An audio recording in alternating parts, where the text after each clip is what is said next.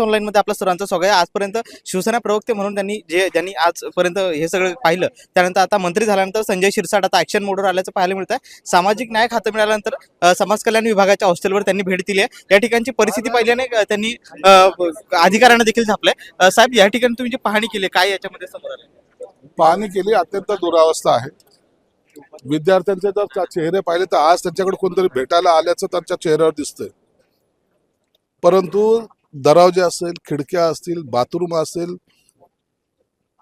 संडास असतील, पिण्याचं पाणी असेल, बेसिक गोष्टी ज्या आहेत त्या सगळ्या इतक्या घाण आहेत।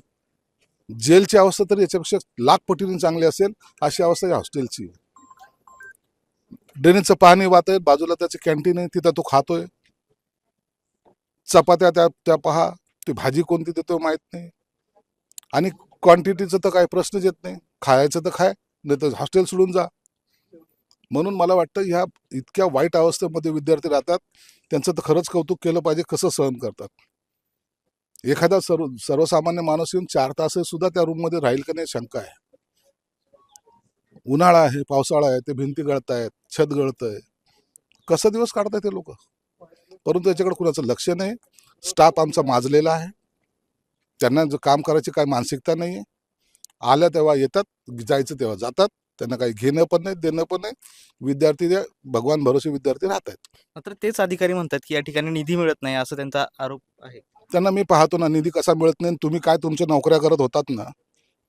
मी इथं 10:30ला आलं, कर्मचारी 11:30ला आले येतात, त्यांच्या अगोदर बुके आले, त्याच्या अगोदर बुके येतात, त्याच्या अगोदर झाडू मारणार येतो, त्याच्या अगोदर कॅरी बॅगची पिशवी येते। हा चमत्कार कसा घडतोय? काम करायची मानसिकता नाही व्हायची। बरं, आता ह्याच्यामध्ये जर राज्यभरातले सगळ्याच हॉस्टेलमध्ये अशी परिस्थिती आहे, या व्हिजिट नंतर तुम्ही इतर जे काही राज्यातले हॉस्टेल आहेत त्यांना काय इशारा द्या?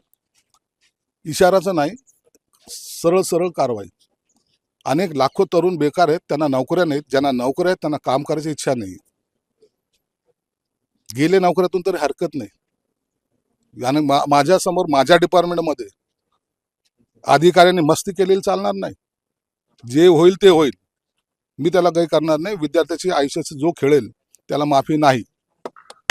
सर, याच्यामध्ये शेवटचा प्रश्न असा आहे की आता ज्या विद्यार्थ्यांनी तक्रार केली, अनेक विद्यार्थ्यांना भीती असते की आपण तक्रार केली तर प्रशासन आपल्याला हे कारवाई करेल किंवा आपल्याला अडचणींना सामोरं जावं लागू शकतं, अशा विद्यार्थ्यांना तुम्ही काय सांगाल? संजय शिरसाट इथं आहे, विद्यार्थ्यावर काय कारवाई करताय? कारवाई तर त्यांच्यावर झाली पाहिजे ज्यांनी काम केलं नाही त्याच्यावर। एकाही विद्यार्थ्यावर कारवाई करा, मी पाहतो त्याच्याकडे। आणि विद्यार्थ्यांना तुम्ही फोन नंबर दिला, काय सांगितलं? सगळ्याला सांगितलंय, डायरेक्ट फोन करायचा। इथं मस्ती कुणाची चालणार नाही। तुम्ही शिक्षण घ्या, तुमचं भवितव्य तुम्हाला घडवायचंय। सुविधा द्यायचं काम सरकारचं आहे, आमचं आहे, आम्ही ते द्यायचा प्रयत्न करतोय। आणि यापुढे तुम्हाला कुठेही अडचण येणार नाही, याची जबाबदारी आमची राहील। नक्कीच, हे होते संजय शिरसाट यांनी सांगितलं की या ठिकाणी मस्ती कुणाचीच चालणार नाही, विद्यार्थ्यांना न्याय मिळाला पाहिजे आणि विद्यार्थ्यांसाठी मी आता मंत्रिपदाचं काम करणार आहे। सुशील राऊत, महाराष्ट्र टाइम्स, छत्रपती संभाजीनगर।